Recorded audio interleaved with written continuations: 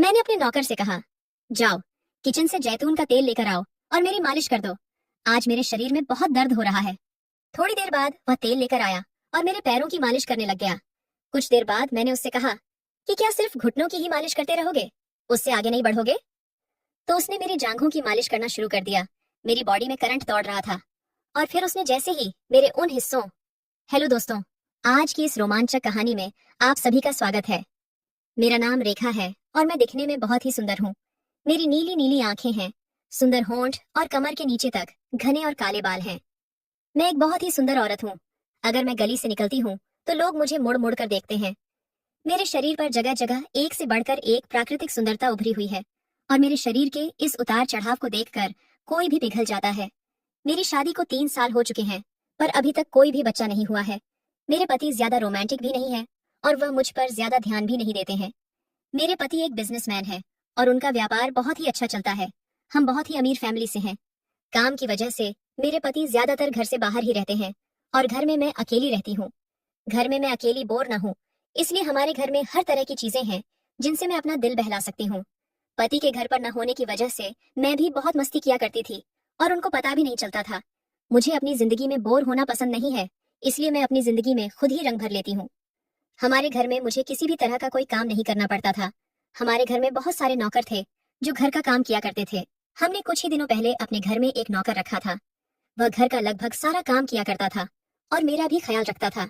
अचानक उस नौकर को अपने घर जाना पड़ा तो मैंने उससे पूछा, तुम घर जा रहे हो तो यहाँ का काम कौन करेगा, मेरी देखभाल कौन करेगा?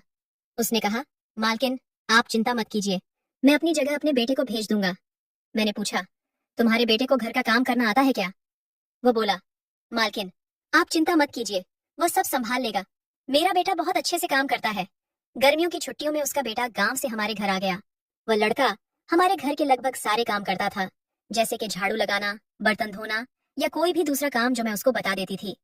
हमारे घर में खाने पीने का बहुत ही अच्छा इंतजाम था और किसी भी तरह की कोई रोक टोक नहीं थी।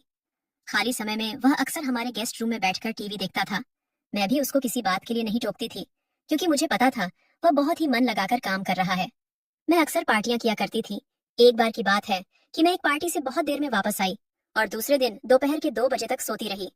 मेरे कमरे के पर्दे बंद थे, इसलिए मुझे समझ ही नहीं आ रहा था कि सुबह हो रही है या शाम हो रही है।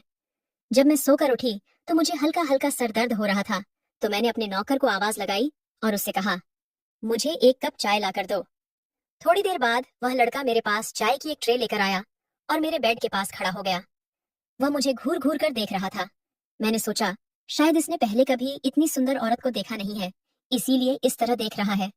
मैंने उसकी तरफ ज्यादा ध्यान नहीं दिया। मैंने सोचा अगर देख रहा है तो देखने दो, मेरा क्या ही बिगाड़ लेगा। मैं चाय पीने लगी पर वह लड़का मेरे पास ही खड़ा रहा और मुझे उसी तरह देख रहा था। थोड़ी देर बाद मैंने उससे पूछा, क्या हुआ, तुमको कोई दिक्कत है क्या? उसने कहा, नहीं मालकिन। तो मैंने कहा, फिर यहाँ खड़े होकर क्या कर रहे हो? तुमको कोई और काम नहीं है क्या? अब यहाँ से जाओ और अगर मुझे किसी चीज की जरूरत होगी तो मैं तुम्हें बता दूंगी। वह तुरंत वहां से चला गया। पर थोड़ी देर बाद मुझे ऐसा लगा कि मुझे उस लड़के के साथ इस तरह का बर्ताव नहीं करना चाहिए था। मैं चाय पीने के बाद फिर से बिस्तर पर लेट गई और रात की पार्टी के बारे में सोचने लगी। पहले तो मैं सीधे लेटी थी पर थोड़ी देर बाद मैं उल्टे होकर लेट गई। उस नौकर ने फिर से दरवाजा खोला और कमरे के अंदर आ गया। फिर चाय का ट्रे उठाने लगा और मेरी तरफ देखने लग गया। मुझे समझ ही नहीं आ रहा था कि उसके दिमाग में क्या चल रहा है, वह मेरी तरफ ऐसे क्यों देख रहा है। मैंने जैसे ही उसके चेहरे की तरफ देखा तो मुझे समझ आ गया था कि वह मेरी तरफ ऐसे क्यों देख रहा है और अब मैं भी इस तरह लेट गई थी कि वह मुझे अच्छे से देख सके। मैं अपने पति से काफी दिनों से दूर थी और मेरी भी अपनी कुछ जरूरतें थी जो पूरी ही नहीं हो पाती थी। इसलिए मैंने सोचा कि क्यों ना मैं इस नौकर को अपने जाल में फंसा लूं।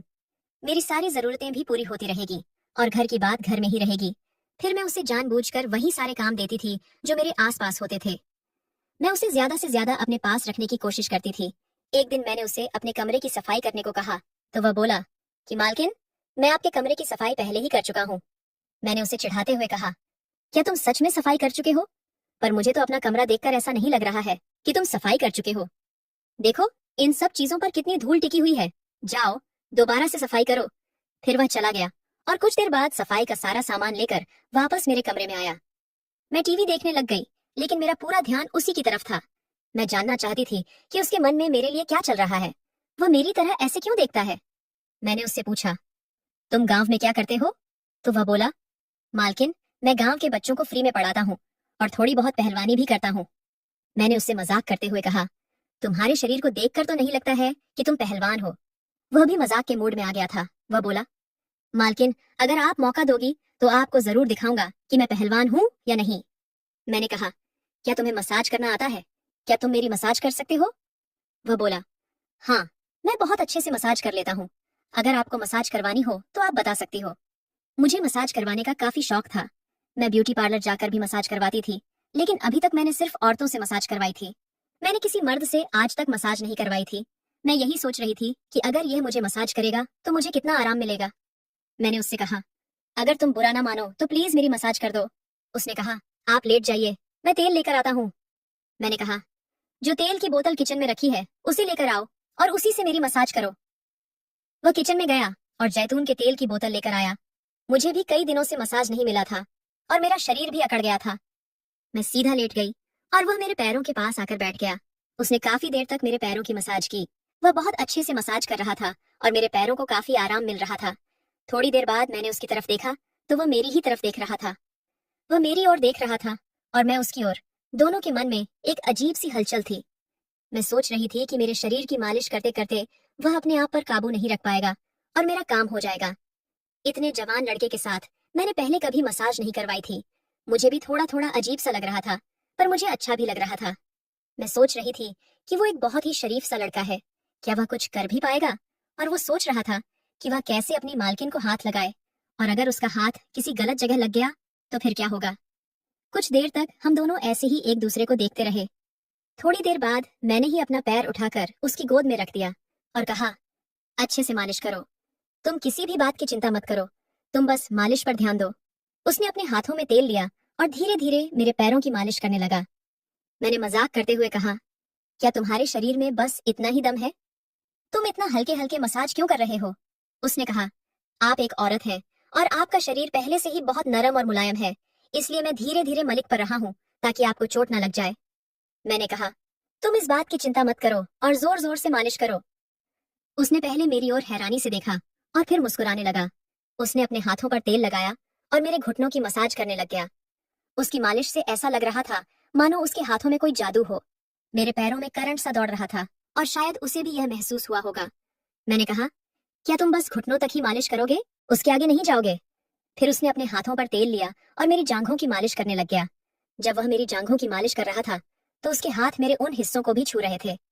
जब उसने मेरे उन हिस्सों को मजाक करना शुरू किया तो उसके कांपते हाथ मुझे साफ महसूस हो रहे थे। वह बहुत डरते हुए मालिश कर रहा था। उस समय मुझे ऐसा लग रहा था जैसे कि मैं 7वें आसमान पर पहुंच चुकी हूँ। मसाज करते करते 1 घंटे से ज्यादा हो चुका था।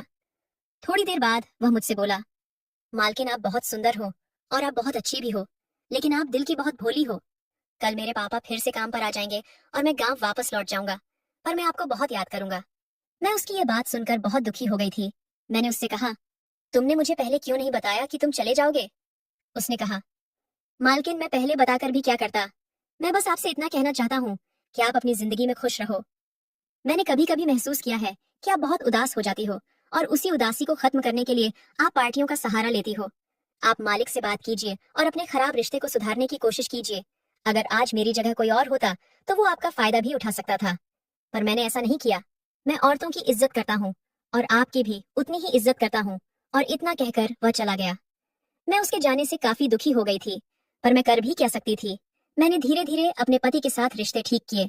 मैंने उनसे साफ साफ कह दिया था कि आप मुझे वक्त दिया करिए, मैं आपके बिना बहुत अकेली हो जाती हूँ। मेरे पति भी मेरी बात समझ चुके थे। उनको भी समझ आ गया था कि मेरी भी कुछ जरूरतें हैं जो उनको पूरी करनी चाहिए। कमेंट करके जरूर बताइएगा कि आपको ये कहानी कैसी लगी। अगर आपको ये कहानी पसंद आई हो तो इसे लाइक करें और अपने दोस्तों के साथ भी शेयर करें।